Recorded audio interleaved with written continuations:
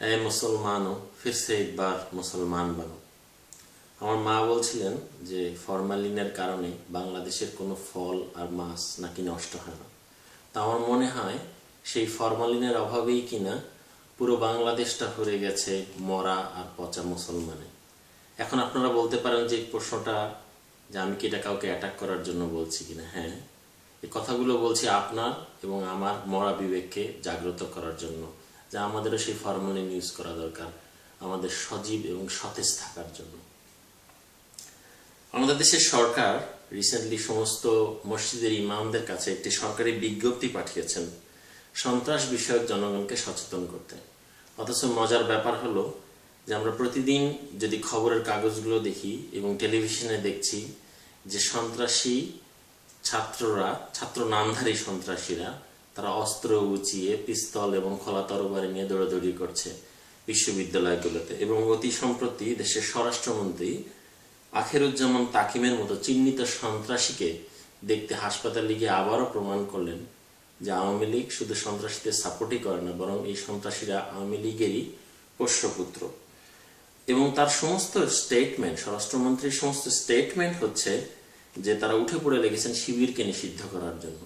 তবে এই একটা বিষয়ে আমিও একমত যে বাংলাদেশে শিবিরের মতো দলের ছাত্র রাজনীতি করার কোনো যোগ্যতা নেই। কারণ শিবির টেন্ডারবাজি করে না, শিবির চাঁদাবাজি করে না, শিবির ইভচিজিং করে না, এবং শিবিরের কোনো নেতা রাতারাতি কোটি টাকার মালিকও হয় না। শিবিরের নিজেদের মধ্যে আধিপত্য নিয়ে কোনো মারামারি হয় না, নমিনেশন নিয়ে গন্ডগোল হয় না। শিবিরের কোনো ছেলে মাদক সেবন করে না বা মাদক ব্যবসার সাথে জড়িত নেই। আর সবচেয়ে মারাত্মক যে কথাটা সেটা হলো যে শিবিরের ছেলেরা কোরআনের কথা বলে, শিবিরের ছেলেরা মানুষকে নামাজের পথে ডাকে। তো আর যাই হোক, এই সমস্ত গুণ নিয়ে বাংলাদেশে ছাত্র রাজনীতি করা যায় না। প্রধানমন্ত্রী, আপনাকে বলছি, দয়া করে সন্ত্রাস সচেতন এই সরকারি বিজ্ঞপ্তিটি ইমামদের কাছে না পাঠিয়ে বাংলাদেশের যে শিক্ষা প্রতিষ্ঠানগুলো আছে সেগুলোর শিক্ষকদের কাছে পাঠান, আপনার পার্টি অফিসে পাঠান, আপনার ছাত্রলীগের নেতাদের কাছে পাঠান। এবার আসুন যে শিবির এবং পুলিশের বর্তমান যে লড়াই আমরা দেখতে পাচ্ছি শুরু হয়েছে দেশে, খুবই মজাদার। এ প্রসঙ্গে আমার প্রয়াত শিক্ষক কামাল স্যারের কাছে একটা গল্প শুনতাম সবসময়। আমার মনে পড়ে যায় সেই কথাটি যে আমাদের ক্লাসে একটি খুব দুর্বল ছেলে ছিল এবং একটি ছেলে ছিল যে খুব গায়ে খুব শক্তি ছিল। তো সে সবসময় তার সাথে বুলিং করতো। তো স্যারের কাছে কমপ্লেন করাতে স্যার একসময় রংপুরের আঞ্চলিক ভাষায় বলতেন যে উয়ার ঠ্যাং কেনে কামড়ে ধরলু না।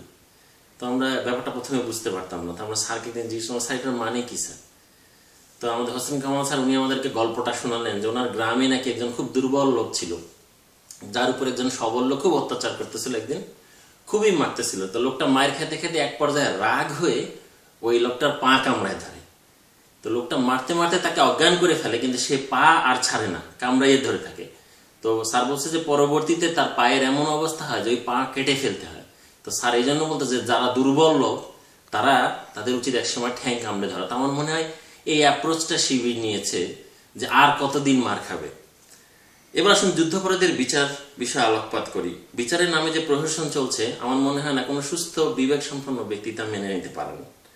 সুনির্দিষ্টভাবে কিছু ব্যক্তিকে বিচারের নামে ফাঁসিতে ঝুলাতে আমরা উদ্গ্রীব। দেলোয়ার হোসেন সাঈদীর মতো লোক, যিনি কিনা আলহামদুলিল্লাহ সারা বাংলাদেশে তথা সারা বিশ্বে হাজার হাজার লোককে হেদায়েতের পথ দেখিয়েছেন, তাকেও আমরা ফাঁসিতে ঝুলানোর ব্যবস্থা করছি। তার লোকাল এমপি আউয়াল, যে কিনা এসবের কলকাঠি নাড়ছেন, তার বাবা ইকরাম খলিফা স্বয়ং ছিলেন শান্তি কমিটির চেয়ারম্যান। আর এরকম কোনো সাক্ষী এখন পর্যন্ত পাওয়া যায়নি যে কোনো কিছু প্রত্যক্ষ করেছে, সবাই শুনেছে, আরেকজনের কাছে শুনেছে। বিচারের আরেক রিপোর্টে বলা হয়েছে যে মোহাম্মদপুর ফিজিক্যাল ট্রেনিং ইনস্টিটিউটে রাজাকারদের যে ক্যাম্প ছিল স্বাধীনতার সময়, সেখানে আলী হাসান মোজাহিদ এবং নিজামী সাহেবের অবাধে যাতায়াত ছিল। তো আমি সেদিন ইউটিউবে একটা সাক্ষাৎকার দেখতেছিলাম।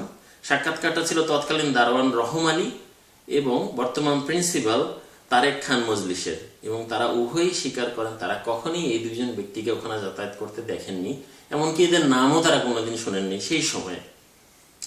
এছাড়া অ্যাডভোকেট খন্দকার মাহবুব হোসেন, যিনি চিফ পাবলিক প্রসিকিউটর ছিলেন 1973 ইন্টারন্যাশনাল ক্রাইম ট্রাইব্যুনাল অ্যাক্টের, উনি বলেন যে সে সময়ে যারা অভিযুক্ত ছিল তাদের ভিতরে আজকে যারা অভিযুক্ত তারা কেউ ছিলেন না, এগুলো সম্পূর্ণ নতুন। গত 17 নভেম্বরে প্রথম আলোর দ্বিতীয় পাতায় শেখ হাসিনা একটা স্টেটমেন্ট পড়ে বুঝতে পারলাম যে তিনি কতটা ডেসপারেট। তিনি বলেছেন দরকার হলে শরিয়া আইনে এর বিচার করা হবে। রাসূল সাল্লাল্লাহু আলাইহি ওয়াসাল্লামের পূর্বের যুগকে বলা হতো আইয়ামি জাহিলিয়া, অর্থাৎ জাহিলিয়ার যুগ, আর আমরা বর্তমানে বাস করছি আওয়ামী জাহিলিয়ার যুগে। আমি এ প্রসঙ্গে একটা হাদিসের কথা উল্লেখ করব। রাসূল সাল্লাল্লাহু আলাইহি ওয়াসাল্লাম যখন মক্কা বিজয় করেন তখন সাইবা ইসমে উসমান উনি ইসলাম ধর্ম গ্রহণ করেন, কিন্তু সাইবা কখনোই আসলে মন থেকে ইসলাম মেনে নেয়নি।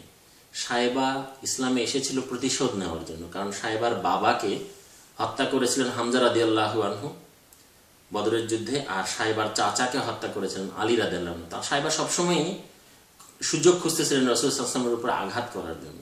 তো হুনায়নের যুদ্ধে যখন মুসলমানদের অবস্থা খুব একটা ভালো ছিল না, সেই সময় সাইবা রাসূল সাল্লাল্লাহু আলাইহি ওয়াসাল্লামের খুব কাছে যাওয়ার চেষ্টা করছিলেন বারবার। একটা পর্যায়ে সাইবা রাসূল সাল্লাল্লাহু আলাইহি ওয়াসাল্লামের খুব কাছে চলে যান পিছন থেকে।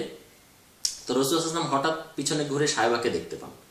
দেখার পরে সাইবার বর্ণনায় আসছে যে সাইবা বলতেছে যে রাসূল সাল্লাল্লাহু আলাইহি ওয়াসাল্লাম আমাকে ডেকে বলেন যে সাইবা তুমি কাছে আসো। আসার পরে রাসূল সাল্লাল্লাহু আলাইহি ওয়াসাল্লাম সাইবার বুকের মধ্যে হাতটা রাখেন এবং বলেন যে আল্লাহ, সাইবার বুকের মধ্যে যে শয়তানটা আছে আল্লাহ একে দূর করে দাও। এবং সাইবা বলে যে আমার পুরো দুনিয়া উল্টা পাল্টা হয়ে যায়, এবং যে লোকটাকে দেখলে আমার সবসময় রাগ লাগতো সেই লোকটার প্রতি ভালোবাসা আমার পৃথিবীর সবচেয়ে বেশি ভালোবাসা হয়ে যায়। তো শুধু দর্শক মণ্ডলী যারা আমার এই কথাটা শুনছেন, আমাদের মাঝে কোনো নবী আর আসবে না।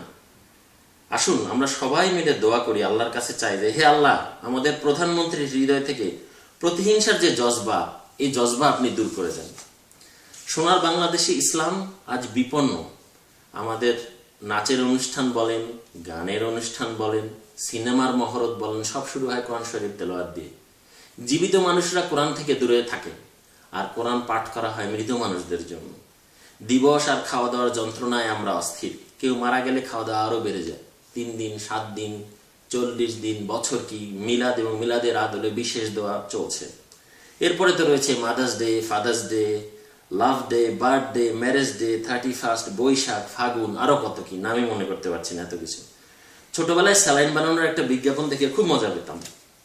সেই সাদেক আলী সাহেব বলতো যে স্যার এত চিমটি গুড়, এত চিমটি পানি দিয়ে দিতাম ঘুটা ঘুটা ঘুটা। তো আমাদের বর্তমান ইসলামের অবস্থা ঠিক সেরকমই, যে ছোট্ট 1 চিমটি পিওর ইসলাম, 2 চিমটি অজ্ঞতা, 3 চিমটি ধার করা কালচার, আর 1 মুঠা বেদাত। এরপরে আমরা যদি দেই ঘুটা ঘুটা আর ঘুটা, এই হলো বাংলাদেশের ইসলাম। ডিশ অ্যান্টেনার বদলে মুসলমানের ছেলেরা লা ইলাহার জায়গায় এখন বলা শুরু করেছে উলালা। আমরা ভুলে যেতে শুরু করেছি যে আমাদের পূর্বপুরুষরা কি ছিলেন। আমাদের দেশে লাখো মুসলমানের একটা বড় দল দেখতে পাওয়া যায় যারা মানুষকে নামাজের কথা বলেন, কিন্তু আর কোনো দিকেই উৎসাহিত করেন না। মানুষকে উৎসাহিত করেন কোরআন থেকে দূরে থাকতে। যাদের আখেরি মোনাজাতে অতি উৎসাহী হয়ে দেখা যায় সরকারি এবং বিরোধী দলীয় নেতা নেত্রীরা অংশগ্রহণ করেন। ইসরায়েলিদেরকে ভিসা দেয়, বুশ এবং ওবামার মতো লোকেদের জন্য শুভেচ্ছা বাণী পাঠায়। ইসলামের এই অবস্থা দেখলে কাঁদতে ইচ্ছা করে। আমি বিশ্বাস করি এই দলটির প্রতিষ্ঠাতা মৌলানা ইলিয়াস যদি আজকে বেঁচে থাকতেন, তাহলে এদের এই দুর্দশা দেখে হয়তো তিনি আবার আরেকবার বলতেন, এই মুসলমানও ফিরসে একবার মুসলমান বনো। ধন্যবাদ।